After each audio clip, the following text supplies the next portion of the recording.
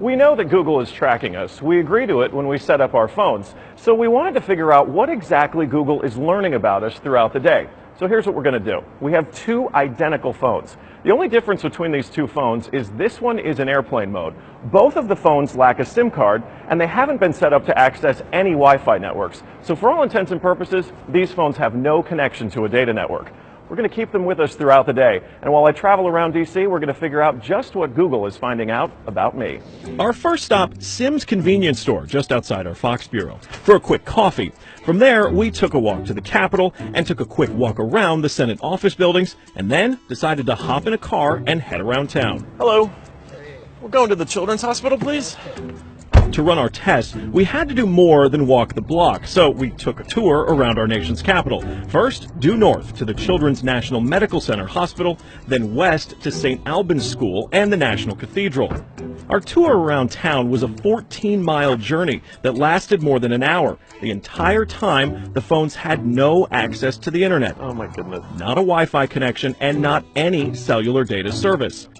It almost seemed quaint to assume that Google wouldn't even be able to collect data on me. Let's head back to the bureau, my friend. Oh, that church is beautiful. Google's business model is simple. Collect data on its users and then use that data to sell targeted ads. It's a business model called surveillance capitalism. But does that critical data collection work even when your phones aren't connected? So we're back here at our Fox Bureau in DC, and we've got both of our phones exactly how we left with them. The only difference, really, I snapped a couple of bad selfies at the National Cathedral. But otherwise, they have stayed in my pocket for the entire day. So let's find out what they know. This is our man-in-the-middle device. It's basically a Wi-Fi network that these phones are going to connect to once we turn their Wi-Fi on. It's going to pass data through it on the way to Google. But on the way, we're actually going to get a copy of the same data that Google's going to get. We'll be able to decrypt it and then find out where we've been throughout the day.